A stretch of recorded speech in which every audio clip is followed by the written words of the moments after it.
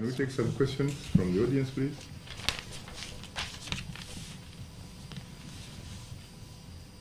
Thank you.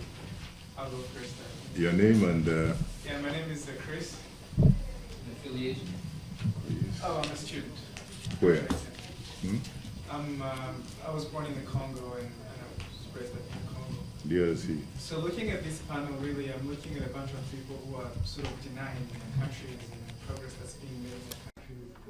You know, from a standpoint of an African, I think we represent a sample of people who continue to deny, whether it's a progress, you deny the problems that are in your countries. And when you come in a country like America, and you present to American people that you're sort of grounding the idea that Africa is not a good place, the leadership is poor, everything, nothing works in Africa. So my thing is, if you are here and you are really political activists, why don't you choose a positive line at least and help your government?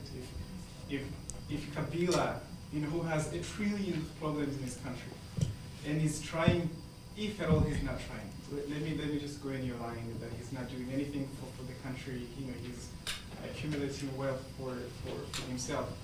But at the very least, he must be doing something for his country. Yeah. Give me an example of the goods that you see. Well, by the way, the Congo, there's not so much war going on today as you say in the past 20 years. At least now the Congo is safe. You can give him credit for that. But do you have a problem? Do you have a problem with Chris when he in fact equates Africa with its rulers or leaders? Because frankly, a lot of African countries are viewed through those individual people who are at the political helm in their own countries. Just a little bit the safe. When I did my presentation, I said the problem in the Congo was in the east. Okay, it had always been in the east. It came when the invasion came in with Rwanda and Uganda. Yes, they moved across and took over. Laurent Kabila came in power, but the war always remains in the east. Until today, remains in the east. The rest of the Congo has been somehow peaceful. But even in that peaceful place, there's no peace. What I was trying to say is the people, the majority of the people in Congo, they don't so-called fight the militia or fight the terrorists that they're trying to tell us. There's the Al-Shabaab in Somalia, there's terrorists that the United States is fighting. They're fighting their own government. The women, I represent the women, what are they fighting? They're fighting the police, who has some checkpoints where they have to pay the taxes to everybody. They're fighting the army, who are never paid because now the people have to pay them. They're fighting, there's no school for their kids. They're fighting simple, basic service that's a government should supply to them. That's what I'm saying. I never say that there's a war everywhere. Maybe you came late, you didn't hear my presentation. Congo has a lot of problems. Kabila, yes, it came with a problem because it came to power through that war, right? The AFDL put him to power. Wasn't he? But he presented himself, his father, Laurent Désiré Kabila, the last time I checked, presented himself as a liberator. He liberated people from the dictatorship of Mobutu Sese Seko. But that's not him if you say he came after his father. No, I'm talking about the people from his father. Yeah, and then of course he inherits. Real change happens from within. Chris, can I also respond? Sir, if I may. Real change happens from within. How can we organize ourselves as Africans if we intend to go back and see Africa that we want to see?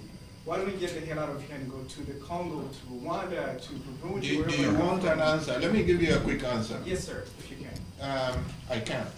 And beginning with, I want you to read something I wrote on why democracy is important in Africa. There are many arguments for what we are doing, but for me the key is this. To make progress, some of us believe that we need real democracy. And to the extent that the United States is standing in the way of it, okay, by holding up dictators, that's simply what we are saying.